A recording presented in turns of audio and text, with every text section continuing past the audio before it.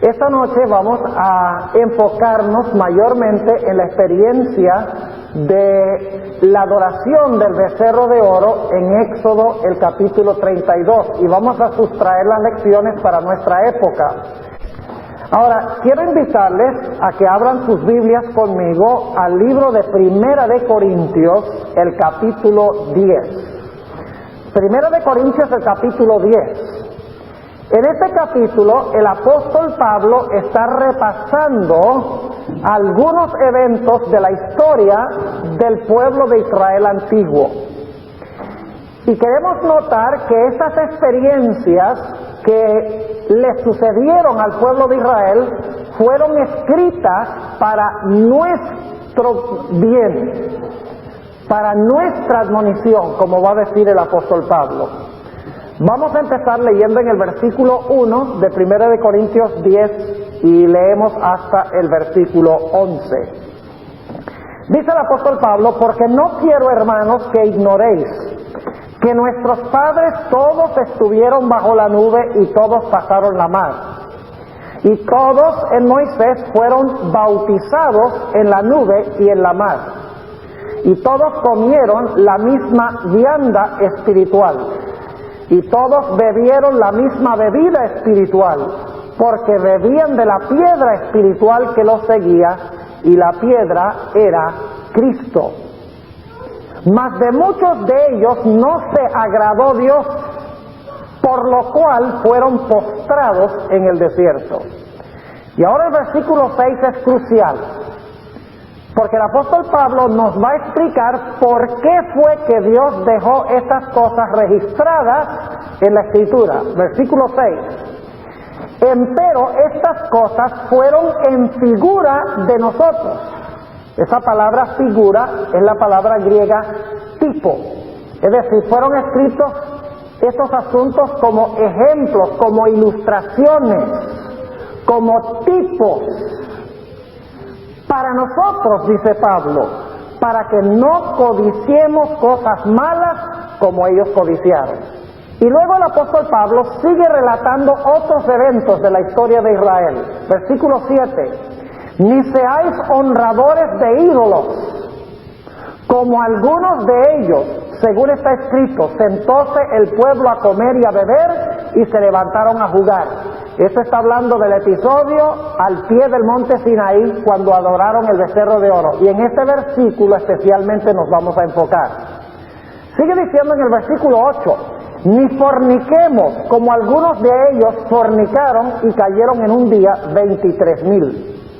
Ni tentemos a Cristo como también algunos de ellos le tentaron y perecieron por la serpiente. Ni murmuréis como algunos de ellos murmuraron y perecieron por el destructor. Y ahora el apóstol Pablo, después de relatar algunos eventos más, nos va a explicar nuevamente por qué fue que Dios dejó estas cosas registradas en su palabra. Dice en el versículo 11, y estas cosas les acontecieron en figura.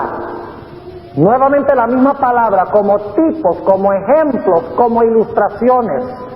Y luego dice el apóstol Pablo, y son escritas para nuestra admonición, en quienes los fines de los siglos han parado.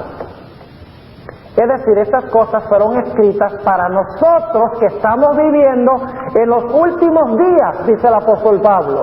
Fueron escritas para nosotros en quienes los fines de los siglos han parado. Esto significa que la historia de Israel tiene un significado muy importante para nosotros y en efecto, hermanos y hermanas visitas, el pueblo adventista está repitiendo la historia del pueblo de Israel. Ahora, esta noche yo lo que quiero hacer al comenzar es relatarles la experiencia, el peregrinaje de Israel desde Egipto hasta el monte Sinaí. Pero antes de hacerlo, yo quisiera mencionarles que los dos puntos claves de esta historia son Egipto y Canaán. Egipto representa el mundo, de donde ellos se desligaron, se separaron, es decir, Israel salió del mundo y se dirigían ¿hacia dónde? Hacia Canaán. Canaán representa el cielo. Hablamos, por ejemplo, de la Canaán celestial, es decir, salen del mundo y se dirigen hacia el cielo, hacia Canaán, que es un símbolo del cielo. Es decir, los dos puntos claves en esta historia es que hay un pueblo que sale del mundo y empieza un peregrinaje rumbo a Canaán. Ahora, repasemos un poco el peregrinaje de Israel desde la salida de Egipto hasta el monte Sinaí. Saben que tenemos en realidad en esta historia una ilustración de la experiencia de cada uno de nosotros. El libro de Éxodo comienza con el pueblo de Israel esclavo en Egipto. Eran siervos y esclavos. Dice la Biblia que el que los tenía esclavos era Faraón. Y en Ezequiel 29:3 se le llama Faraón el gran dragón. Es decir, el pueblo de Israel estaba cautivo bajo el poder del gran dragón. Eran esclavos. Y si ustedes leen la historia, no había forma que ellos se libraran a sí mismos. No tenían armas, no tenían organización militar, no tenían fuerza. En sí mismos estaban condenados a permanecer esclavos para siempre. Pero la Biblia nos dice que ellos en su desesperación clamaron a Dios. Eso lo pueden conseguir en Éxodo 2, vamos un momentico allí. Éxodo 2 y el versículo 23 al 25.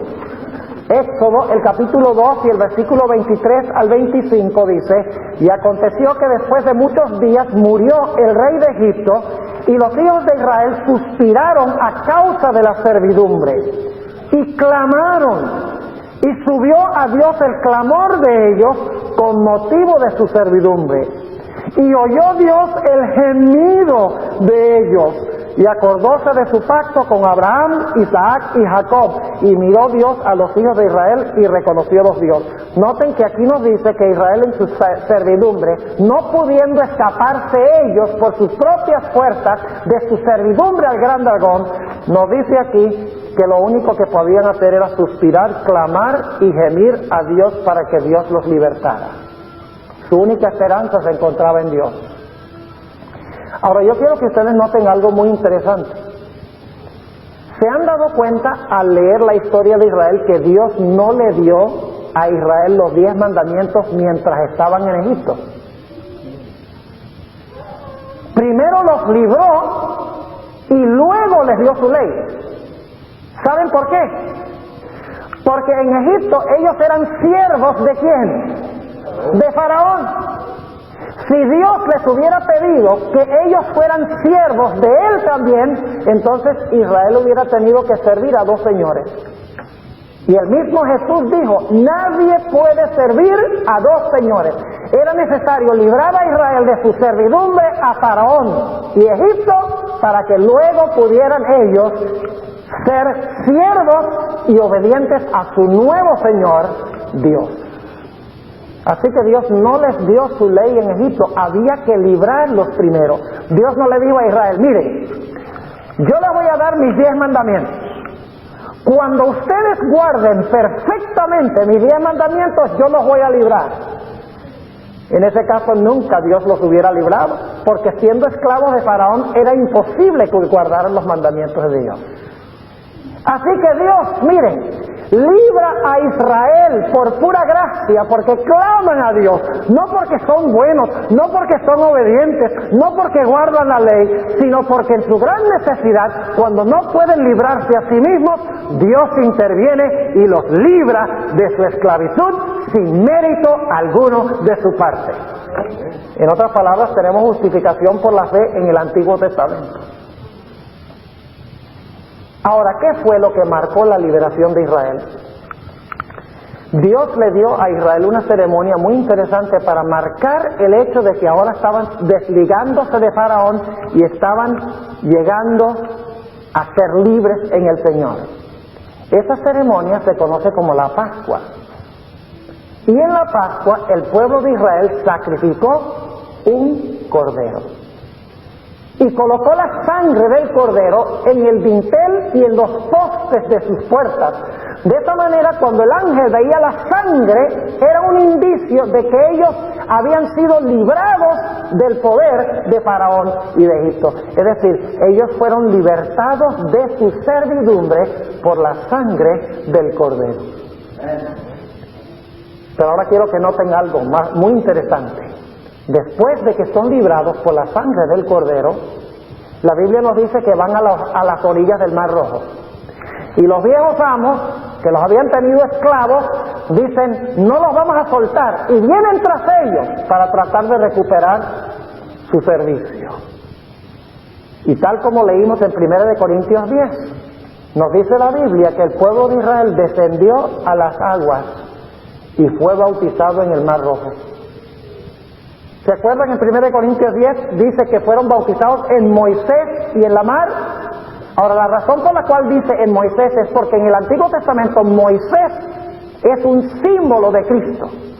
Así como Moisés libró al Israel literal de servidumbre literal en Egipto, de la misma manera Cristo Jesús nos libra al Israel espiritual de la servidumbre al pecado. Es decir, Moisés es un tipo, una ilustración, un símbolo de Jesús. Y fíjense que el pueblo de Israel desciende a las aguas del bautismo y la Biblia dice que son bautizados. ¿Y saben qué sucede en el agua? Todos sus viejos capataces quedan ¿qué? Sepultados en las aguas. Y ahora resucitan un pueblo libre a novedad de vida. Y quiero preguntar, ¿qué hicieron ellos después de salir al otro lado cuando el viejo hombre, por así decirlo, fue enterrado en las aguas?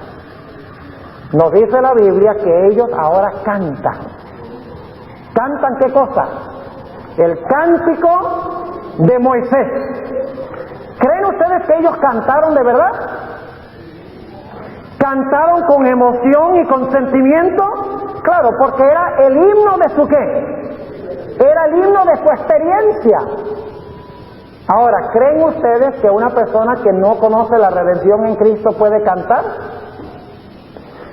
Puede repetir las palabras del himno, pero no puede, si no ha sido redimido, si no ha experimentado la redención, no puede cantar el himno con el sentimiento y la emoción de alguien que fue esclavo y fue libertado por Cristo Jesús. Es decir, ahora cantan el himno de su liberación. Y entonces, quiero que noten que en este relato, en Éxodo el capítulo 16, Dios le da a Israel maná del cielo. En Éxodo 17 les da agua de la roca. Ahora, ustedes recuerdan que cuando el pueblo de Israel salió del Mar Rojo, todavía tenían un desierto que cruzar, ¿sí o no? No habían terminado su viaje. Ahora, si ustedes fueran a cruzar un desierto, ¿qué provisión harían? ¿Qué dos provisiones harían primero? Agua y ¿qué cosa? Y alimento. No es coincidencia de que después que son bautizados, sus viejos capataces son enterrados, salen a novedad de vida, cantan el himno de su liberación, luego Dios dice, ahora ustedes tienen un viaje que les falta por culminar y terminar, ahora yo les voy a dar pan del cielo y les voy a dar agua de la roca para que puedan llegar a Canaán, porque si no se van a morir. Ahora, yo no sé si ustedes han notado que todo este relato que he compartido con ustedes es en realidad una ilustración de nuestra propia experiencia. Nosotros también éramos esclavos. Esclavos del gran dragón Satanás, esclavos del pecado. Y lo peor es que nosotros no podíamos liberarnos de nuestro pecado, siendo esclavos, porque no teníamos mérito que ofrecerle a Dios, no teníamos buenas obras que ofrecerle a Dios. Porque la Biblia dice que en pecado nos concibió nuestra madre. Pero en nuestra desesperación, en algún momento de nuestra vida, clamamos a Dios, diciéndole a Dios, Señor, sálvame, porque voy a perecer. Y fuimos redimidos por la sangre del Cordero. ¿Y qué representa el Cordero? Cristo Jesús. Y luego de ser redimidos por la sangre, Dios nos dijo, es necesario ir a las aguas bautismales. Y fuimos sepultados en las aguas y nuestro viejo hombre fue sepultado y resucitamos a novedad de vida. Y entonces sí podemos cantar. A veces yo cuando veo que se está cantando un himno, como por ejemplo comprado con sangre por Cristo, que me puede dar perdón, solo de Jesús la sangre, y veo gente parada allí masticando chicle o distraídos mirando de un lado para otro y no están cantando, y digo, esta gente no ha experimentado lo que es la redención, porque cuando usted experimenta la redención, usted va a cantar con todas las fuerzas que tiene y le va a salir del corazón. Porque Israel cuando cantó le salió del corazón, porque era el cántico de su experiencia. Pero aún después de nuestro bautismo, aunque nuestro viejo hombre fue sepultado en las aguas, como dice Pablo en Romanos 6, y salimos a novedad de vida, ¿todavía tenemos un desierto que cruzar? Claro que sí. Todavía no hemos entrado en Canaán después del bautismo. ¿Y qué nos da Dios para que podamos estar fuertes en el viaje y finalmente llegar? Nos da maná. ¿Y qué representa el maná? La palabra de Dios. Y nos da agua. ¿Qué representa el agua? El Espíritu Santo. Porque dice el apóstol Pablo en 1 Corintios 12:13, dice, nos ha dado a beber de un mismo Espíritu. Es decir, el agua es el Espíritu Santo y el pan representa la palabra de Dios. Y al asimilar eso, mantenemos la fuerza para llegar a Canaán. Ahora, quiero llegar ahora a un momento muy importante en la historia de Israel. El pueblo ha sido librado por la sangre del Cordero, sin mérito alguno. Dios no les ha dicho, obedezca mi ley y yo los libro. Los ha librado porque clamaron a Dios. Librados por pura gracia. Han sido bautizados en las aguas, su vieja vida sepultada, han resucitado en novedad de vida, han cantado el himno de su liberación. Dios les ha dado pan del cielo y agua de la roca, y ahora Dios quiere entrar en un pacto con Israel. ¿Saben ustedes que todavía ellos no eran oficialmente el pueblo de Dios? ¿Sabe cuándo llegaron a ser oficialmente el pueblo de Dios? Cuando llegaron al monte Sinaí. Si ustedes leen Éxodo, el capítulo 19, vamos allí a Éxodo, el capítulo 19, ahí es que Dios va a descender sobre el monte Sinaí para revelar su santa ley. Ahora escuchen bien. Ahora entra en perspectiva, ¿qué cosa? La ley de Dios. Los primeros 18 capítulos no ha entrado en perspectiva la ley. Pero ahora va a entrar en perspectiva la ley, porque Dios le va a decir a Israel, y en un momento lo vamos a leer, Dios le va a decir a Israel, miren, ustedes clamaron a mí, yo los libré. No porque obedecieron mi ley, sino por pura gracia. Pero Dios les va a decir ahora, si ustedes me aman por lo que yo los libré, guarden mis mandamientos. Es decir, la observancia de los mandamientos es una respuesta de amor a Dios. Dios le dice, ya ustedes no son esclavos de Faraón, ya no son esclavos del pecado, ya han sido bautizados, enterraron eso en las aguas, salieron a nueva vida, cantaron inclusive el himno de su liberación. Así que ahora ustedes están libres del antiguo amo y ahora yo soy el amo de ustedes, ahora me pueden servir a mí. Israel dice, ¿y cómo te servimos? Dios dice, ahora te voy a decir, te voy a dar 10 mandamientos sencillos y eso es lo que tu nuevo amo espera de ti. Fíjense que Dios da los mandamientos después de la redención. Primero salva por su gracia y luego da su ley. ¿Están entendiendo? Ahora Israel llega al Sinaí y Dios dice, mire, yo los libré por gracia, ahora yo quiero que ustedes sean mi pueblo. Yo voy a hacer un pacto con ustedes. Yo quiero que ustedes sean exclusivamente míos. Que yo sea el Dios de ustedes y ustedes sean mi pueblo. En la Biblia aparece muchas veces esta fórmula. Yo seré el Dios de ellos y ellos serán mi pueblo. Es terminología del pacto. Dios ahora dice, ya no tienen amo a Faraón, ahora me van a tener a mí como amo. Y Dios en Éxodo 19 quiere hacer un pacto. Vamos a leer Éxodo 19 y el versículo 3. Y Moisés subió a Dios, y Jehová lo llamó desde el monte diciendo, así dirás a la casa de Jacob y denunciarás a los hijos de Israel. Vosotros visteis lo que hice a los egipcios, y cómo os tomé sobre alas de águilas, y os he traído a mí. Es decir, Dios dice, ustedes se dieron cuenta cómo yo los libré. ¿Cómo ahora ustedes son míos? Y ahora Dios les va a lanzar el desafío de que ellos respondan a lo que Él ha hecho. Versículo 5. Ahora pues, si diereis oído a mi voz y guardareis mi pacto, ¿qué es el pacto de Jehová? ¿Qué es el pacto? La ley. Por eso los 10 mandamientos se conocen como las tablas del pacto. O sea, Dios dice, si ustedes oyen mi voz y guardan mi pacto, es decir, mis mandamientos, vosotros seréis mi especial tesoro sobre todos los pueblos, porque mía es toda la tierra. Dios dice, yo quiero ahora que ustedes sean exclusivamente mi pueblo, porque ya no son de Faraón, son míos. ¿Y cómo responde el pueblo al pacto que Dios quiere hacer? Versículo 8. Y todo el pueblo respondió a una y dijeron, todo lo que Jehová ha dicho, haremos. Y Moisés refirió las palabras del pueblo ¿a quién? A Jehová. ¿Qué se ha consumado aquí? El pacto. Dios ha dicho, yo quiero ser el Dios de ustedes. Y el pueblo dice, nosotros queremos ser pueblo tuyo. Yo seré tu Dios y tú serás mi pueblo. Ahora habían formado un ¿qué? Un pacto. Y el pueblo dice, ahora vamos a ser solamente tuyos, de más nadie. Antes éramos de Faraón, ahora libres de Faraón, somos libres para servirte a ti, nuestro Dios. Y luego, en el resto de Éxodo 19, encontramos que Dios desciende al monte Sinaí para darles el pacto. Porque ellos han dicho, Dios dice, si ustedes guardan mi pacto y oyen mi voz, ustedes van a ser mi pueblo especial. Y el pueblo dice, bueno, danos el pacto y lo vamos a obedecer. Así que Dios ahora les va a dar el pacto, los 10 mandamientos. No para que puedan ganar su liberación, sino como respuesta a su liberación.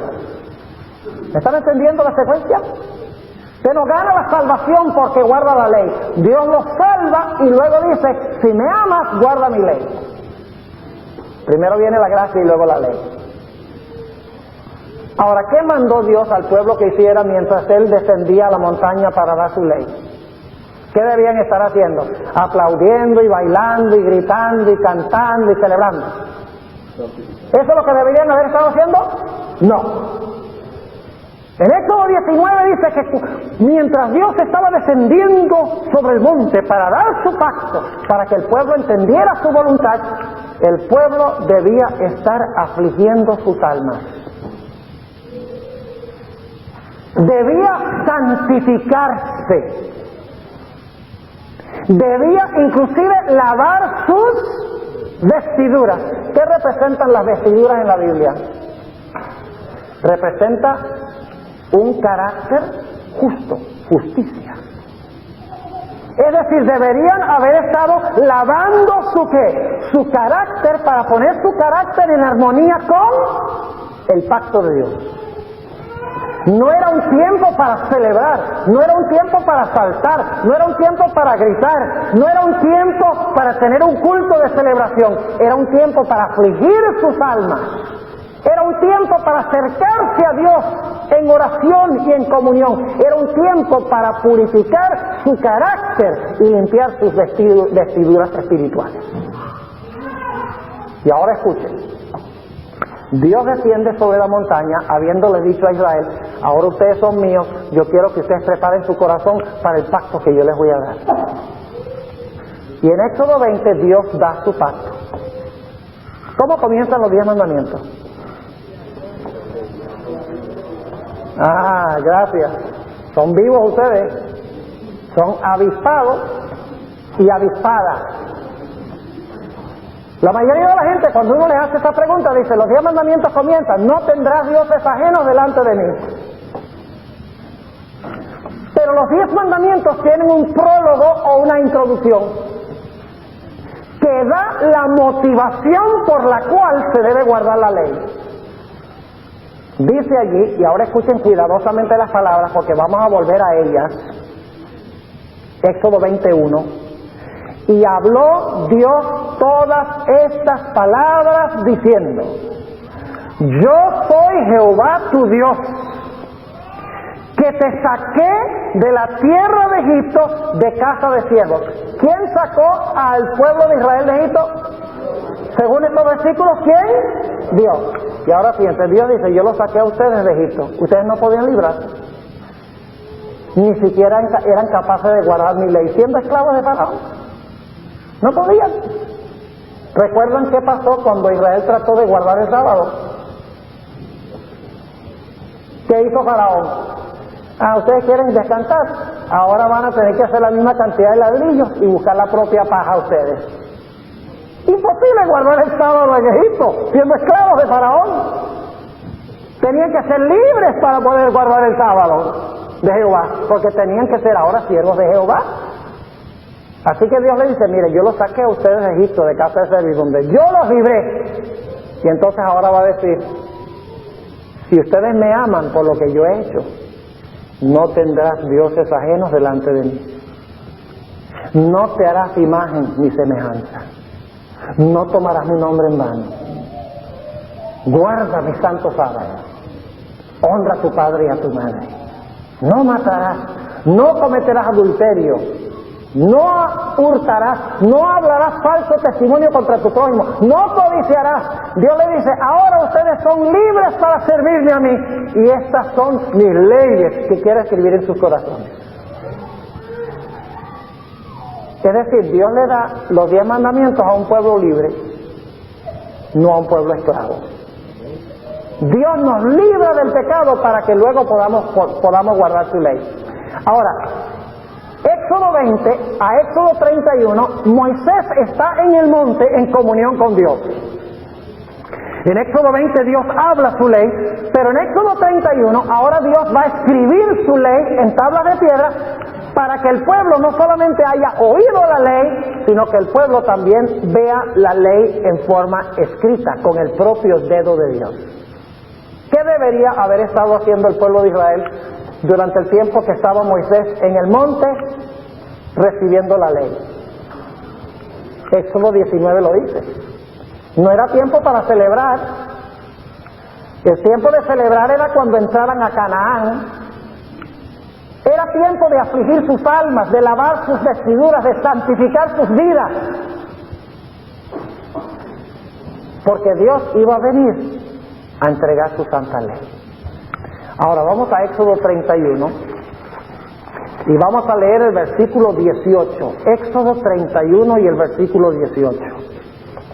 Dice aquí: y dio a Moisés, como acabó de hablar con él en el monte de Sinaí, 2 tablas del testimonio, tablas de piedra escritas ¿con qué? Con el dedo de Dios. Ahora yo pregunto, el pueblo, en vez de estar afligiendo sus almas y en vez de estar limpiando sus caracteres y en vez de estar santificando sus vidas, mientras Moisés traía el pacto de Dios en las tablas de la ley, pacto escrito con el propio dedo de Dios, ¿qué empieza a hacer el pueblo? En vez de afligirse, ahora tiene un culto de celebración. Y ahora hemos llegado al punto que yo quiero recalcar en nuestro estudio de esta noche. ¿Recuerdan que Pablo mencionó esto en 1 Corintios, el capítulo 10? Debe ser importante si San Pablo lo mencionó y dijo que fue escrito para nosotros, en quienes han parado los fines de los siglos. Debe ser crucial para nosotros. Pablo dice: estas cosas fueron escritas para que no caigamos en lo mismo. Pregunto, ¿es posible que el pueblo redimido de Dios caiga en los mismos errores que Israel? Nosotros somos el Israel espiritual. Y la sierva del Señor dice que estamos cruzando el mismo camino que el Israel literal. Ahora, en vez de afligir sus almas y en vez de santificar sus vidas, en vez de limpiar las vestiduras de su carácter, el pueblo decide que no es tiempo de afligirse, es tiempo de celebrar.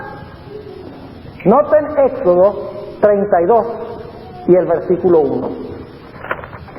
Mas viendo el pueblo que Moisés tardaba en descender del monte, O sea que había una demora en la venida de Moisés. Interesante. ¿Ha habido una demora en la venida de Jesús? ¿Del cielo, sí o no? Claro que sí. Dice, allegóse entonces a Aarón y dijéronle, levántate, haznos dioses. Y cuando dicen dioses, debo aclararles que la palabra hebrea que se usa aquí, que traduce dioses, es la palabra Elohim, la misma palabra que aparece en Génesis 1:1, donde dice, en el principio creó Dios los cielos y la tierra. Esa es la misma palabrita aquí. En vez de traducirse dioses, sería apropiado traducir Dios, porque vamos a encontrar, escuchen bien, que el mayor problema en Éxodo 32 es que ellos estaban profesando adorar al verdadero Dios, pero con un falso servicio de adoración. Es decir, se debe traducir, levántate, haznos Dios que vaya delante de nosotros. Y ahora escuchen esto. Porque este Moisés, oye las palabras despectivas, dicen este Moisés, aquel varón que nos sacó de la tierra de Egipto, no sabemos qué le ha acontecido. ¿Quién lo sacó de Egipto? No, aquí, según dice aquí, ¿qué dice el pueblo? Dice Moisés nos sacó. Dios dice, así es la cosa. Está bien, esa la voy a anotar. Moisés tarda su venida. Y mientras tarda su venida, el pueblo cae en apostasía. Y quiere adorar a Dios, al Dios verdadero, con métodos falsos. Ahora alguno estará diciendo, bueno pastor, pero ¿cómo sabemos que ellos estaban profesando adorar al verdadero Dios, pero con un estilo de adoración falso? A eso vamos. Dicho sea de paso, ¿saben ustedes quiénes fueron los que iniciaron esta apostasía? Un grupo que salió de Egipto con Israel que se llamaba la multitud mixta. ¿Saben quiénes eran la multitud mixta? Eran israelitas que se habían casado con los egipcios, que salieron con Israel de Egipto, pero cuyos corazones estaban todavía en Egipto. Es decir, era gente no convertida. Note lo que dice la sierva del Señor en Patriarcas y Profetas, página 433. Declara lo siguiente: la multitud mixta que acompañaba a los israelitas desde Egipto daba continuamente origen a dificultades y tentaciones. Los que la componían decían haber renunciado a la idolatría y profesaban adorar al Dios verdadero. Noten, ¿profesaban adorar a quién? Al Dios verdadero. Pero su educación y disciplina anteriores habían moldeado sus hábitos y sus caracteres, de modo que en mayor o menor medida estaban corrompidos con la idolatría y la irreverencia hacia Dios. Ellos eran los que más a menudo suscitaban contiendas, eran los primeros en quejarse y corrompían el campamento con sus prácticas idólatras y sus murmuraciones contra Dios. Pregunto, ¿el pueblo de Israel de hoy tiene una multitud mixta? Gente que está en la iglesia pero que no ha salido del mundo y que quiere adorar a Dios a su manera en vez de adorar a Dios de la forma reverente como Dios ha mandado. Sí lo hay, sí lo hay.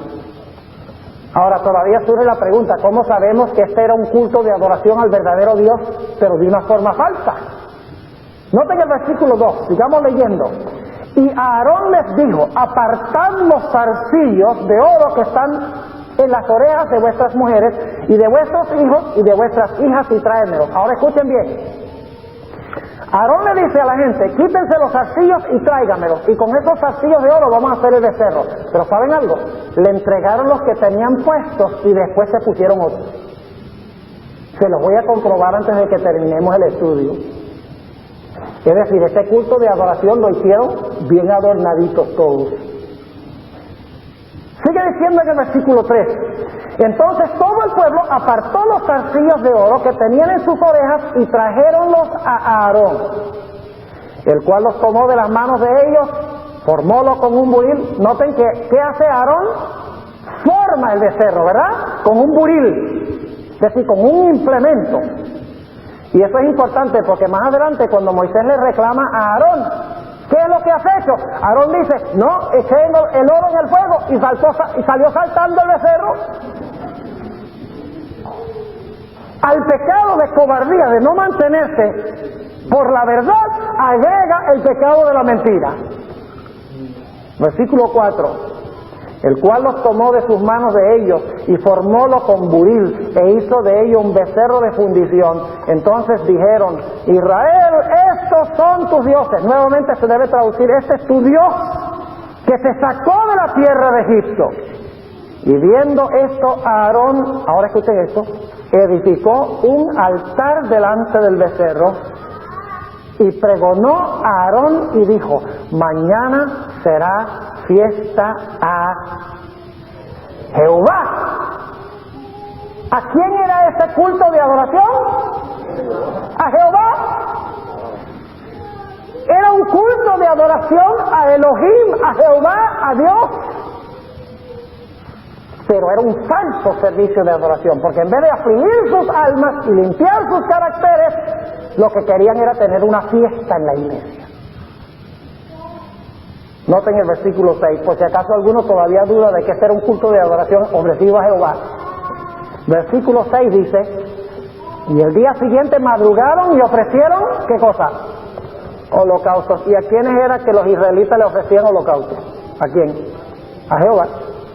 Y dice, y presentaron pacíficos. ¿A quién le ofrecía Israel ofrendas de paz? A Jehová. Es decir, este es un culto de adoración donde ellos están profesando adorar ¿a quién? A Jehová, el verdadero Dios. Y dice, y sentóse el pueblo a comer y a beber, y levantáronse a regocijarse. Permítanme leerles una cita del Espíritu de Profecía que corrobora lo que hemos visto aquí, que este era un culto de adoración ofrecido a Jehová. Es decir, ellos estaban haciendo el becerro y el becerro representaba al verdadero Dios. Ellos no estaban adorando falsos dioses, en el sentido técnico de la palabra. Ellos en sus mentes estaban adorando al verdadero Dios. Ahora noten lo que dice la sierva de Dios en el comentario bíblico adventista, tomo 1, página 1109, dice la sierva del Señor. El resultado de su murmuración e incredulidad fue que Aarón les hizo un becerro de oro para representar a Dios. Y esa palabra Dios está con mayúscula inicial. Y siempre que la sierva de Dios escribe Dios con mayúscula, está hablando del verdadero Dios. Es decir, lo que está diciendo la sierva de Dios es que el resultado de su murmuración e incredulidad fue que Aarón les hizo un becerro de oro para representar a Dios. En las mentes de ellos, esto representaba al verdadero Dios, con mayúscula. Sigue diciendo la sierva del Señor, él proclamó que este ídolo era Dios. Otra vez Dios con mayúscula.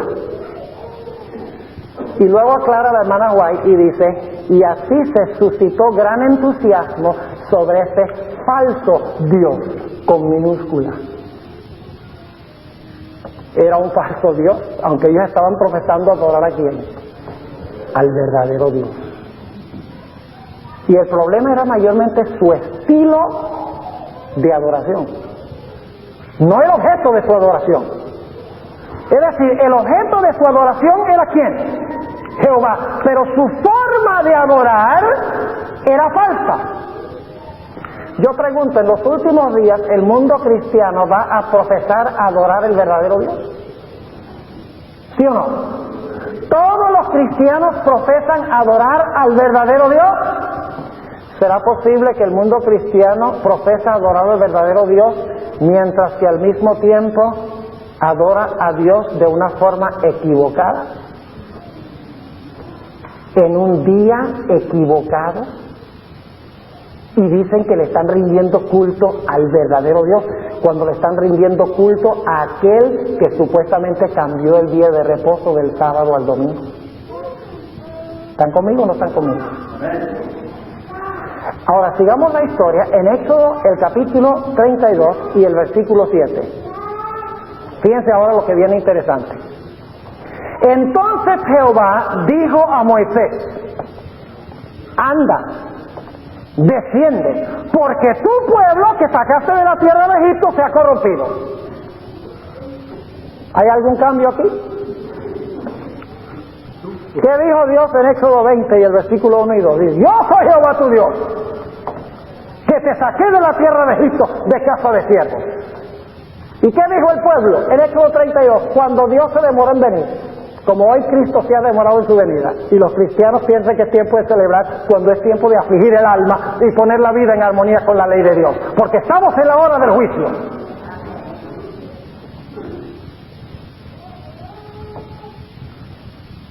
¿Qué dijo el pueblo? Dijo: Moisés, aquel varón que nos sacó. ¿Y qué está haciendo Dios? Dios dice: así es la cosa, esa se la voy a anotar. Entonces ahora Dios le dice: tu pueblo que tú sacaste de la tierra de Egipto se ha corrompido. Es decir, Dios está diciendo: ese ya no es mi pueblo. El pacto ha sido ¿qué? Anulado. Permítanme leerles unas citas interesantísimas del libro Patriarcas y Profetas sobre esto. Patriarcas y Profetas 328 dice: el pacto de Dios con su pueblo había sido anulado. Por eso Dios dice: ese ya no es mi pueblo, tú lo sacaste, es tu pueblo, llévalos a Canaán. Entonces, ¿considera Dios muy serio el asunto de la falsa adoración? ¿Estilo de adoración falso? ¿Cómo no? En la página 329 de Patriarcas y Profetas, la señora White dice: Dios había dado a entender que rechazaba a su pueblo. Ahora, esa no es una buena traducción. Ustedes saben que el Espíritu de Profecía fue escrito en inglés. Lo tradujeron aquí, que Dios había dado a entender que rechazaba a su pueblo. La palabra en inglés es la palabra disown. Disowned. ¿Qué significa own? Poseer o pertenecer. Disown significa que Dios declaró: este pueblo ya no me pertenece. ¿Qué habían hecho? Practicando falsa adoración, teniendo este falso servicio de adoración, y vamos a ver un poquito más adelante otras características de este servicio de adoración que estaban celebrando. Al hacer esto, ellos en realidad anularon el pacto con Jehová y ya no eran el pueblo de Jehová.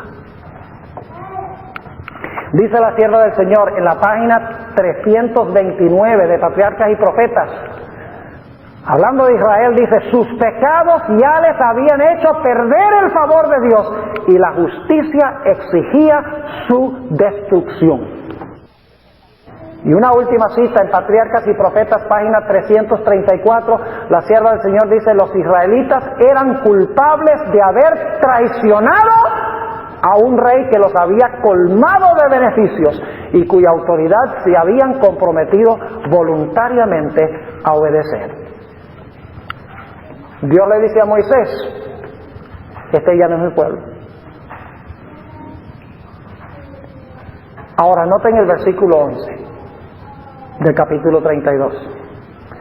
Entonces Moisés oró a la faz de Jehová su Dios y dijo: oh Jehová, ¿por qué se encenderá tu furor en tu pueblo que tú sacaste de la tierra de Egipto con gran fortaleza y con mano fuerte? Moisés está diciendo: no me eches encima este pueblo a mí. Este pueblo no es mío, es tuyo. Tú lo sacaste, es tu responsabilidad. Ven como Dios y Moisés están jugando ping-pong y la pelota es el pueblo. Moisés dice: mío no es. Dios dice: tampoco mío.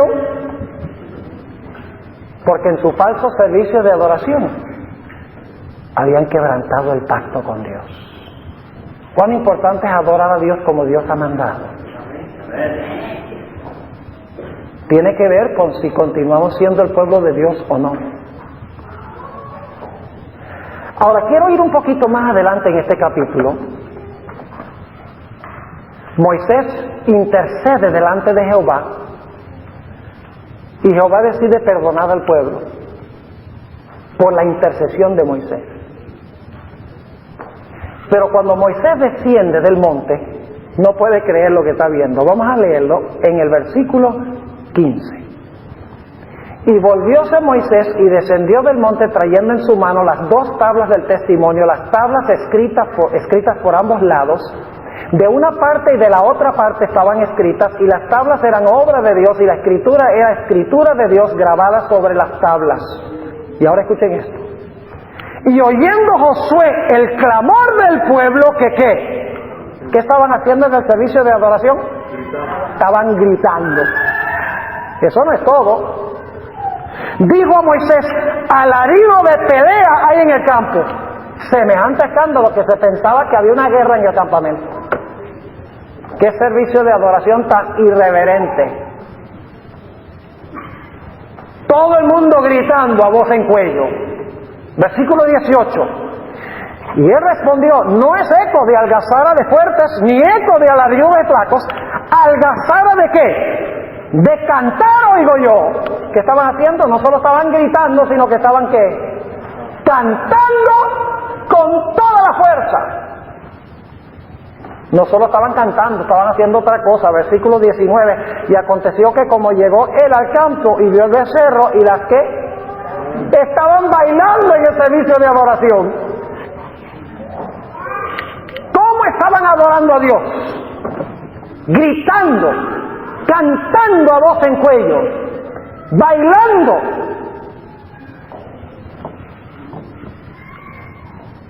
Y Dios dice: esta no es la forma como se me adora. En Patriarcas y Profetas, página 331, la sierva del Señor dice, en cuanto a este momento cuando Moisés desciende del monte, dice: al acercarse más al campamento, vieron al pueblo que gritaba y bailaba alrededor de su ídolo. Era una escena de libertinaje pagano, una imitación de las fiestas idólatras de Egipto, pero cuán distinta era del solemne y reverente culto a Dios. El alboroto en el servicio de adoración no es la forma en que se adora a Dios. En el culto de adoración venimos nosotros a afligir nuestras almas y a buscar a Dios y a arrepentirnos del pecado y a buscar la gracia del Señor. Ahora quiero que noten lo que sucede en el versículo 20. Bueno, versículo 19, la última parte. Dice: y arrojó Moisés las tablas de sus manos y quebrólas al pie del monte. Y tomó el becerro que habían hecho y quemólo en el fuego y moliólo hasta reducirlo a polvo, que esparció sobre las aguas, y diólo a beber a los hijos de Israel. Y ahora escuchen, viene a hablar Moisés con Aarón. ¿Saben ustedes qué clase de líder era Aarón? Se dejaba llevar por los deseos del pueblo. ¿Saben algo, hermanos y hermanas? A veces se tiene música en la iglesia que la hermandad sabe que no es apropiada para la iglesia. Música que tiene letra cristiana, pero música mundana. Que si usted está afuera y no puede oír la letra y oye la música, es idéntica a la que se toca en los salones de baile. Y el pueblo, muchos saben que está mal, pero nadie tiene la valentía de pararse y decir: esto está mal. Y muchos ministros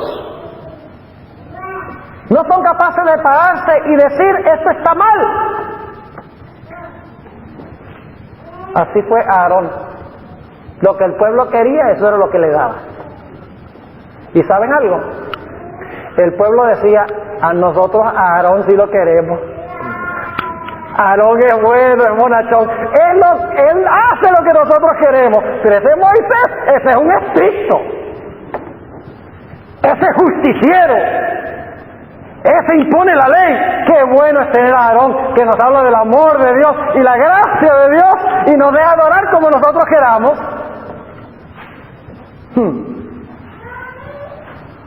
Así que Dios viene y le habla a Aarón. Dicho sea de paso, déjenme contarles una pequeña experiencia de mi iglesia. La iglesia que yo pastoreo en Fresno, California, es una iglesia que tiene 1,200 miembros. Es una iglesia americana, una iglesia gringa. Si ustedes van a esa iglesia, ustedes van a ir a un culto adventista. Les invito para que vengan. Qué raro para una iglesia americana de ese tamaño. En nuestra iglesia nosotros no usamos pistas. Se usa puro órgano y piano. Y se cantan los himnos del himnario. Mi primer comité de la junta de adoración, porque tenemos una junta, un worship committee ahí en la iglesia.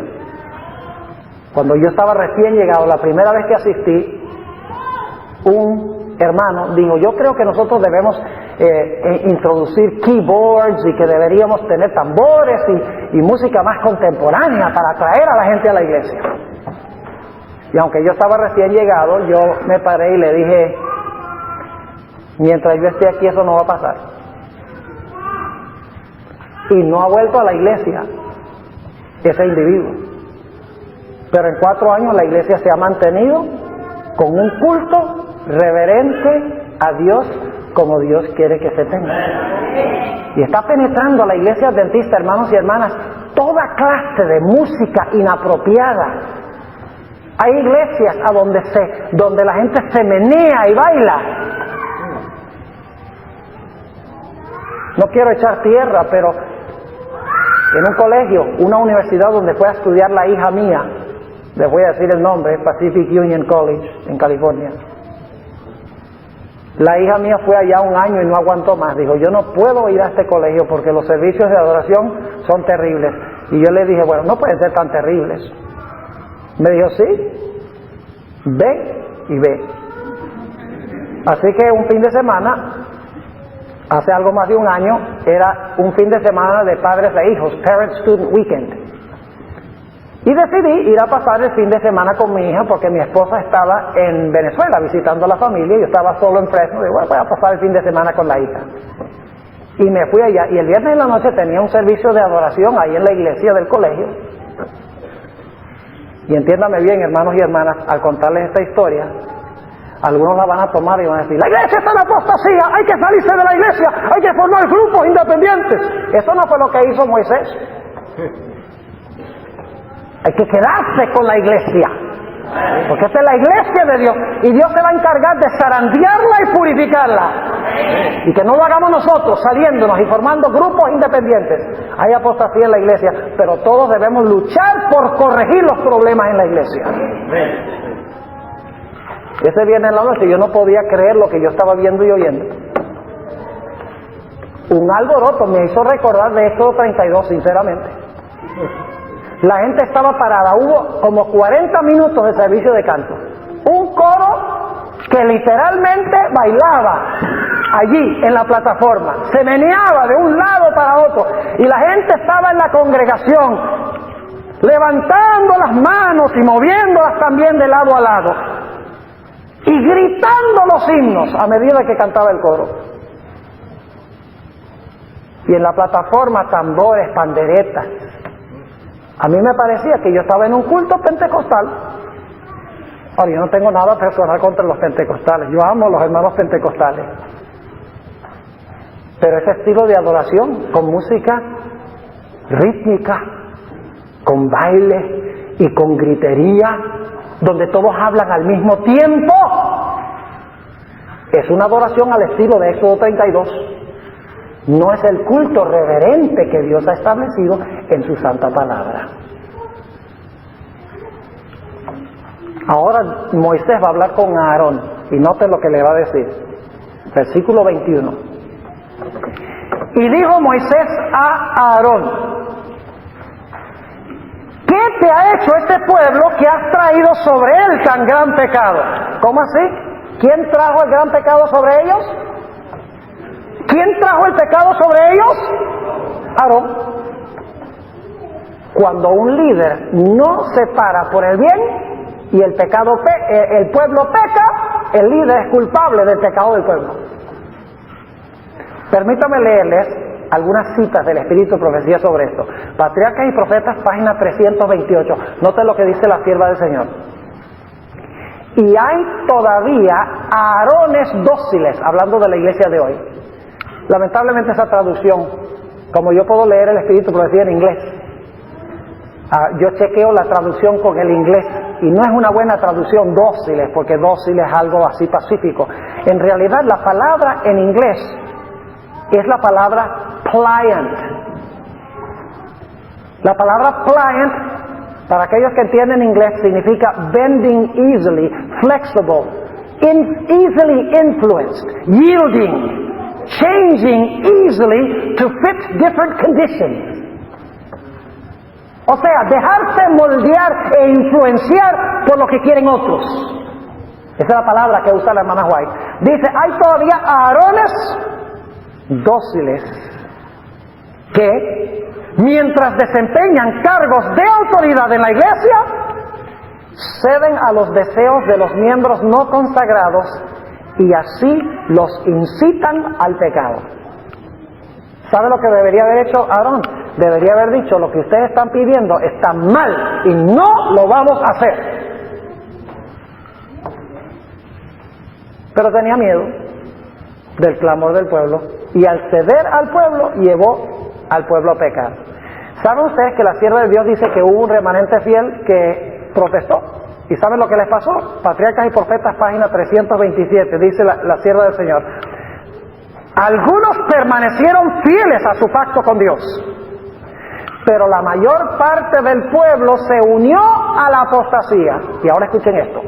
Unos pocos que osaron denunciar la propuesta imagen como idolatría, fueron atacados y maltratados, y en la confusión y el alboroto perdieron finalmente la vida por pararse por la verdad.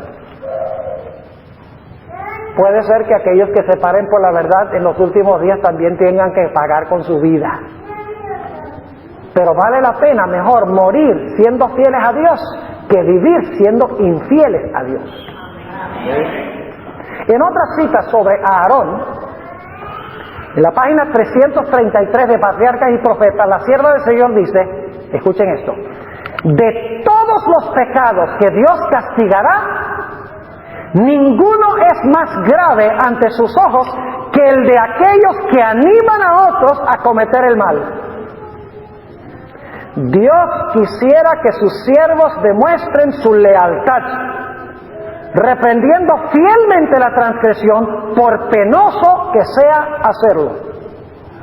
Aquellos que han recibido el honor de un mandato divino no han de ser débiles y dóciles contemporizadores.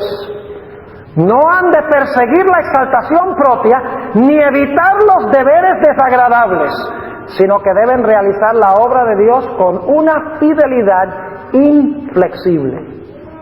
En una última cita, en Testimonios para la Iglesia, tomo 4, páginas 514 y 515, esta es la más importante, dice la sierva de Dios, por temor a ofender al pueblo guardó silencio. ¿Por qué guardó silencio? ¿Por temor a qué? Por temor a ofender al pueblo. Sigue diciendo, no se paró audazmente en favor de Dios, sino que para complacer al pueblo hizo un becerro de oro. Parecía adormecido ante el incipiente peligro. Aarón podría haber coartado la primera palabra rebelde, pero temía tanto ofender al pueblo que aparentemente se unió con ellos y finalmente lo persuadieron que hiciera un becerro de oro para ellos adorarlo. Ahora imagínense, viene Moisés para hablar con Aarón. Vamos a leer el relato como se encuentra en la Biblia. Versículo 21. Y dijo Moisés a Aarón, ¿qué te ha hecho este pueblo que has traído sobre él tan grande pecado? Y respondió Aarón, no se enoje mi señor, tú conoces el pueblo que es inclinado a mal. Es decir, la culpa de esta cosa no la tengo yo, la tiene ¿qué? El pueblo. Porque me dijeron, haznos dioses que vayan delante de nosotros, que a este Moisés, el varón que nos sacó de la tierra de Egipto, no sabemos qué le haya acontecido. Y ahora escuchen esto. Y yo les respondí, ¿quién tiene oro? Apartadlo. Y diéronmelo y echélo en el fuego y salió este becerro.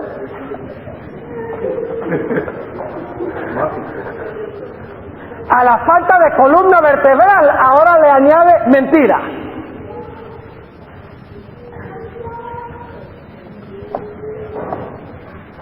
Y luego viene el castigo. Ahora quiero concluir la exposición de Éxodo 33 con un punto muy importante. Ustedes notan que hasta este punto, a pesar de que Moisés ha intercedido con Dios y Dios ha escogido perdonar el pecado del pueblo, Dios todavía está diciendo, este pueblo no es mío. Lo vamos a ver en un momento.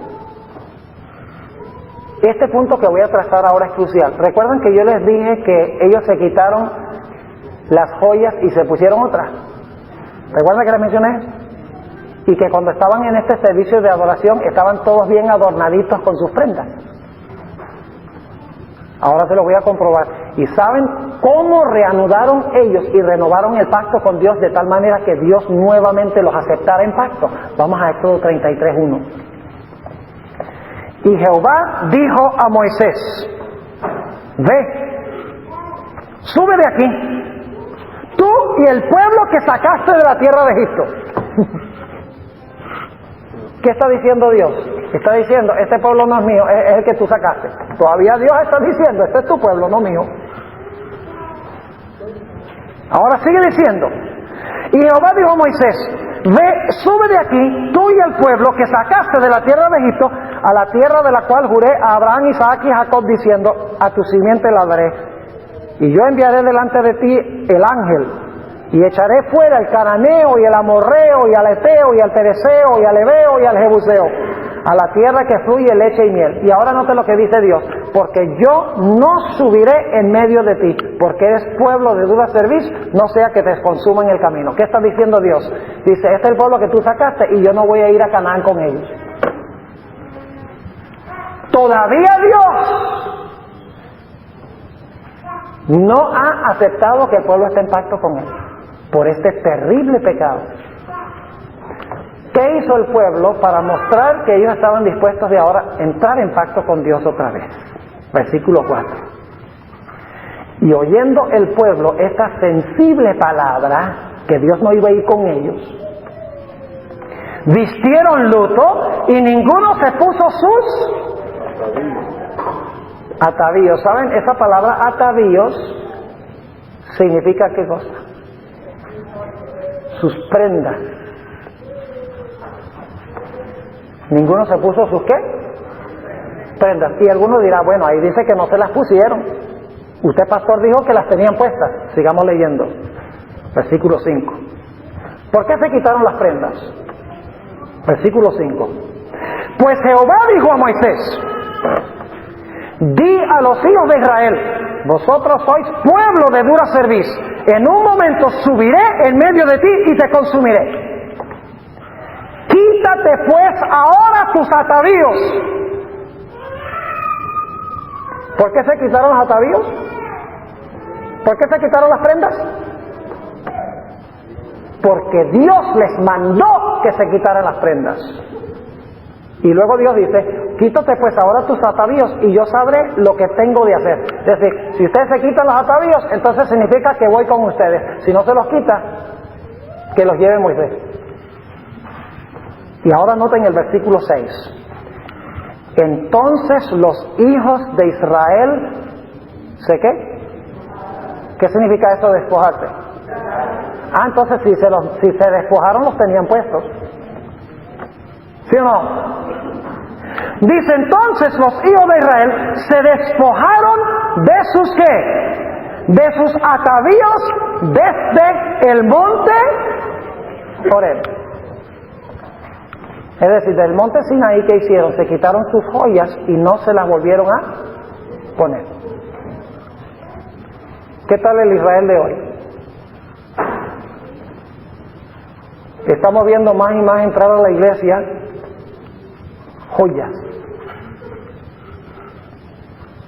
Y Dios dice, si tú quieres tener la seguridad de que yo soy tu Dios y tú eres mi pueblo y que yo te voy a llevar a Canaán, despójate de tus prendas para que yo sepa qué hacer contigo. Ahora, hermanos y hermanas, yo quiero concluir compartiendo con ustedes algo de crucial importancia. En el año 1900, en la conferencia de Indiana, aquí en los Estados Unidos, se levantó un movimiento conocido como el movimiento de la carne santa. Entre los que aceptaron esta nueva teología, esta nueva doctrina, estaba el presidente de la asociación y el evangelista de la asociación, y muchos miembros de las iglesias. En ese año se celebró en la ciudad de Muncie, Indiana, un campestre. Y la hermana White describe lo que pasó en ese campestre. Y quiero compartir con ustedes la descripción que ella da. Dice ella lo siguiente.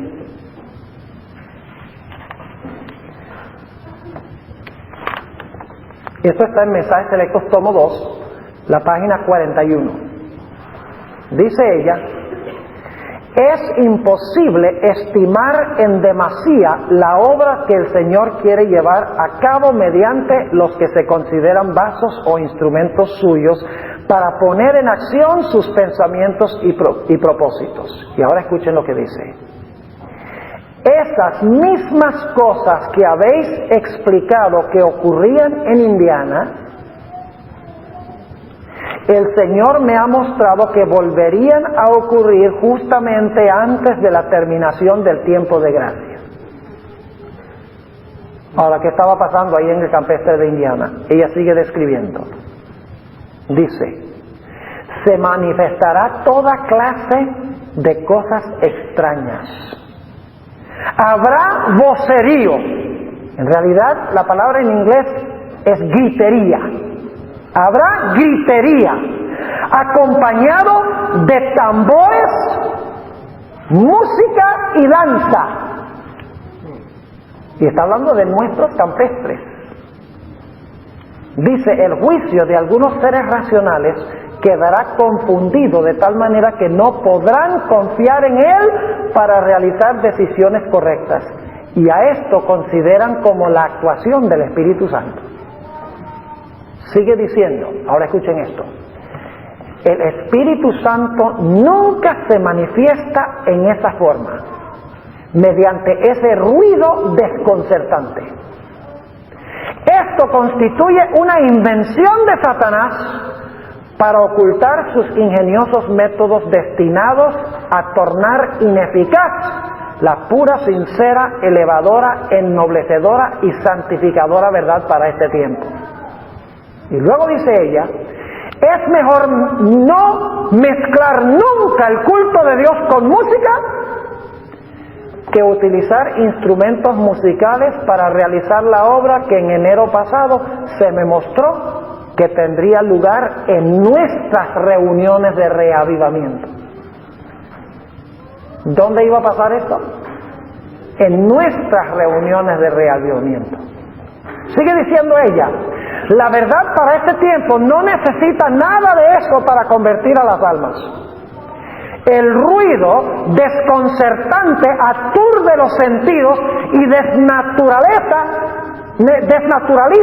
aquello que, si se condujera en la forma de vida, constituiría una bendición. El influjo de los instrumentos satánicos se une con el estrépito y la gritería, con lo cual resulta un carnaval, y a esto se le denomina la obra del Espíritu Santo. Termino con una cita que encontramos registrada en el libro Maranata, página 198. Dice la sierva del Señor allí, no está distante el tiempo cuando la prueba vendrá a cada alma. se procurará imponernos la marca de la bestia. Los que hayan cedido paso a paso a las exigencias mundanales y se hayan conformado a las costumbres del mundo, no lo encontrarán difícil ceder a las autoridades antes que someterse al ridículo, los insultos, las amenazas de encarcelamiento y la muerte.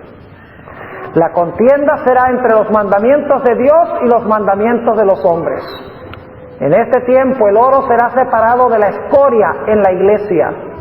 La verdadera piedad se distinguirá claramente de la apariencia y del oropel. Más de una estrella que hemos admirado por su brillo se apagará entonces en tinieblas. Como una nube, el tamo será llevado por el viento, aun en lugares donde vemos solo eras de rico trigo. Todos los que llevan los ornamentos del santuario, es decir, que están bien por fuera, pero no están vestidos de la justicia de Cristo, es decir, no tienen a Cristo en su vida, aparecerán en la vergüenza de su desnudez. Hermanos y hermanas, está procurando penetrar a la iglesia adventista falsas prácticas de adoración, música, tambores, danzas. Muchas veces decimos que necesitamos hacerlo para conservar a los jóvenes en la iglesia. Yo quiero decirles algo, la experiencia en mi propia iglesia. Hay varias iglesias en esa ciudad. Hay una iglesia, varias iglesias adventistas. Hay una iglesia más bien cerca de la mía, que es una iglesia liberal donde usan instrumentos musicales, donde usan tambores y donde tienen un culto de celebración. Y la iglesia está medio vacía. Mientras que en la iglesia donde yo pastoreo, que tengo 3 pastores asociados, usted va un sábado y la iglesia está llena. Y tenemos un culto conservador y se enseñan las doctrinas básicas y especiales de la iglesia adventista, incluyendo el espíritu de profecía, el juicio investigador y las normas cristianas. Esa idea de que hay que permitir que a los jóvenes se les dé de todo para conservarlos en la iglesia es una idea falsa. Porque la gente hoy está buscando una norma, está buscando la pauta que Dios quiere que nosotros sigamos. No permitamos que en nuestras iglesias penetre este falso estilo de adoración. Tengamos un servicio de adoración reverente, un culto que sea verdaderamente aceptable a Dios. Y no permitamos tampoco que empiecen a penetrar en la iglesia el uso de las prendas. Porque para Israel la señal de que estaban reanudando su pacto fue que se despojaron de todas esas cosas externas que atraían la atención a ellos. Estamos entrando en tiempos peligrosos, difíciles, cuando será supremamente difícil distinguir lo verdadero de lo falso. Que Dios nos ayude, hermanos y hermanas, a estudiar estas historias del pueblo de Israel, para que no repitamos de nuevo sus experiencias negativas, para que en las fronteras de Canaán no caiga la mayoría del pueblo y solo entren en Canaán un pequeño remanente.